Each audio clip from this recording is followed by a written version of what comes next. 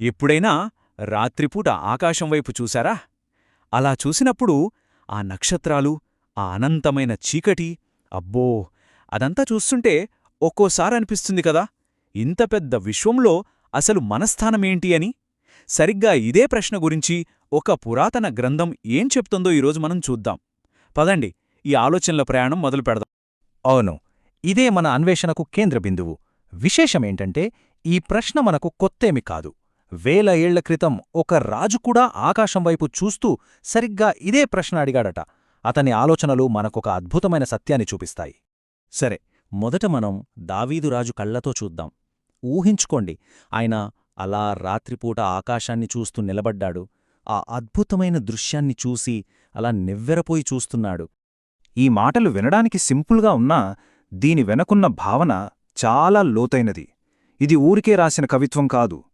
దావీదుకు ఆకాశంలో కనిపించిన ప్రతీదీ, చంద్రుడు, నక్షత్రాలు అన్నీ సృష్టికర్త శక్తికి ఒక నిలువెత్తు నిదర్శనంగా కనిపించాయి. అసలు ఆ సృష్టి ఎంత పెద్దది, ఎంత అందమైనది, ఎంత శక్తివంతమైనది అని ఆయన గ్రహించాడు.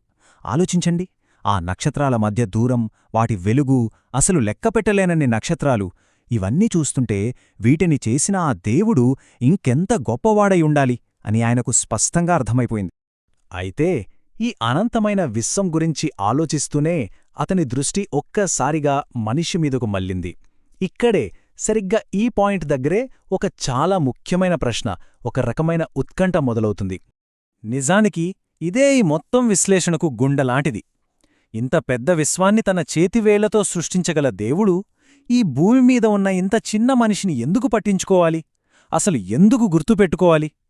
చూడండి, ఈ ప్రశ్నలోనే ఎంత వినయం, ఎంత ఆశ్చర్యమున్నాయో. ఆశ్చర్యమేంటంటే, ఆ గ్రంథం కూడా ఈ విషయాన్ని ఒప్పుకుంటుంది. ఈ అనంతమైన సృష్టితో పోల్చి చూస్తే మనిషి నిజంగా ఒక చిన్న నలుసులాంటివాడే. సరిగ్గా ఈ వాస్తవమే ఆ ప్రశ్నకు దొరకబోయే సమాధానాన్ని మరింత అద్భుతంగా మారుస్తుంది. సరే, ఇప్పుడు మనము ఆ ఉత్కంఠకు, ఆ ప్రశ్నకు సమాధానం వైపు వెళ్తున్నాం. ఇక్కడ మనకు దొరికే జవాబు నిజంగా ఆశ్చర్యాన్ని, గొప్ప ఓదార్పును ఇస్తుంది. ఒక్కసారి ఈ తేడా చూడండి.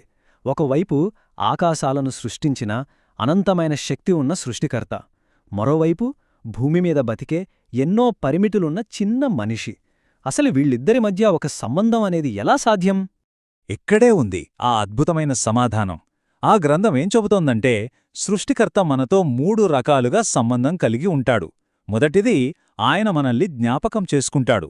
రెండోది, మనపై శ్రద్ధ తీసుకుంటాడు. ఇక మూడోది, ప్రేమతో మనల్ని దర్శిస్తాడు. అంటే ఎక్కడో దూరం నుంచి గమనించడం కాదు, ఇది చాలా వ్యక్తిగతమైన, చురుకైన శ్రద్ధ. ఇదంతా మనల్ని చివరి అతి ముఖ్యమైన విభాగానికి తీసుకొచ్చింది. ఇంత గొప్ప దైవశ్రద్ధ గురించి తెలుసుకున్న తర్వాత దీని నుండి మనం మనసులో పెట్టుకోవాల్సిన అసలు సందేశమేంటి? ఇదే ఆ కీలకమైన విషయం. మన సైజు, మన పరిమాణం, మన విలువను చెప్పదు. ఈ మహావిశ్వంలో మనం కంటికి కనిపించినంత చిన్నవాళ్లం కావచ్చు, కాని మనల్ని సృష్టించిన ఆ దేవుని దృష్టిలో మాత్రం మనం ఎంతో విలువైన వాళ్లం. కాబట్టి ఈ మొత్తం విశ్లేషణ నుండి మనం 3 విషయాలను బలంగా గుర్తుపెట్టుకోవాలి. మొదటిది, మనం ఒంటరి వాళ్లం కాదు. రెండోది, మనం మర్చిపోబడిన వాళ్లం కాదు. ఎందుకంటే మూడోది, మనల్ని గుర్తుపెట్టుకునే దేవుడు ఉన్నాడు.